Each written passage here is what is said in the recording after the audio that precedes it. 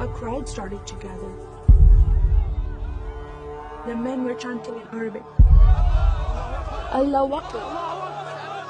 Allahu Akbar!"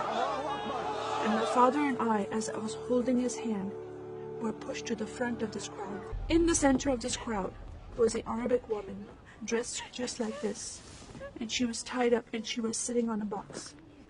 Next to her was an Arabic man, and he did a traditional Islamic prayer on the floor.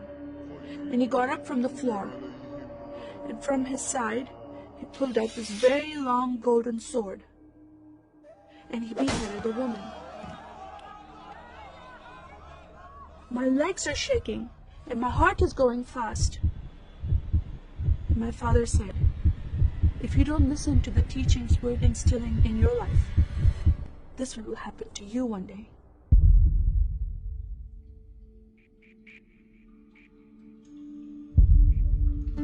I was born and raised in a small country by the name of Kuwait, a community of 98% Muslim population. 2 of my uncles are imams, and 1 is president of a mosque, where I would hear the call to prayer 5 times a day. As a Muslim, the word Yahudi, which means Jew, was instilled in me as a bad word, as a cuss word. Yahudis should not exist. They should be killed, and I never thought to question why would I hate them. I never met Jewish people in my life. They never did anything to harm my family. I just hated them. Just the word brought hatred in my heart. It's very important to learn the Quran and the Hadith, and even memorize it in Arabic. I even entered a competition where you recite a long chapter in front of Islamic leaders and teachers.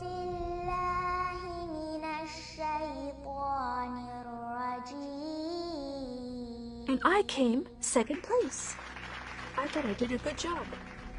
But my father said, "No, that's not good enough."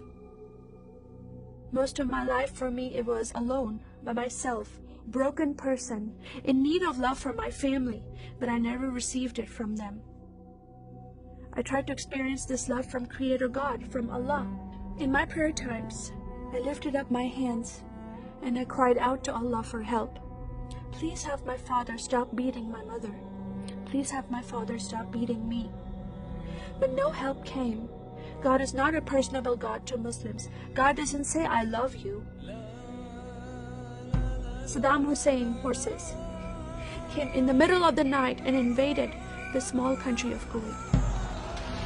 And then they came to my city, and they destroyed property, and they looted people's home, and they stole possessions, and they killed the men, and they raped the women. Then we were granted asylum status to stay in the US. My grandmother suddenly got very sick. She had a heart attack, and she went to the hospital. And 2 days later, she passed away. I was devastated because I lost my best friend. And this lady approached me and asked me if I was okay. And I said, "No, Paula, my grandmother died." And I just started to cry again. At that moment, I was hurting so much, only crying helped. And Paula came to me and put her arms around me, and she gave me a hug. And then she asked me a question, "Would you like to go to church with me?"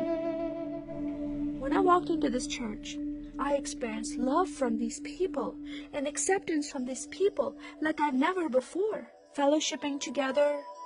They were men and women together. They didn't have to be separate. No one was judging each other.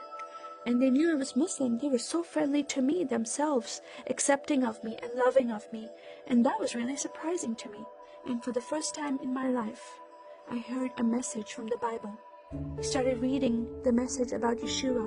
When he walked into the synagogue, he was given a scroll from Prophet Isaiah, and he opened the scroll and he started reading that scripture. That the Spirit of the Sovereign Lord is upon me, because he has anointed me to preach the gospel to the poor. He has sent me to heal the broken heart and to proclaim liberty to the captive and freedom of sight to those who are bound, to proclaim the year of the Lord's favor. First time I heard these words of freedom and healing and liberty. I'm desperate to be freed from bondage. I was held captive in Islam, and I wanted to be freed from that. I was blinded with so much hatred in my heart.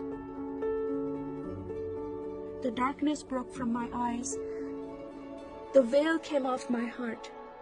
I knew the decision I was making to leave Islam is a big decision. By Sharia law, Islamic law, it is death penalty. But I'm desperate to know a living God. In that day, I gave my life to becoming a follower of Jesus. This is the God of Israel, God of Abraham, Isaac, and Jacob. And the nation of Israel is God's heartbeat. And I said, God, forgive me. I did not know I hated your people.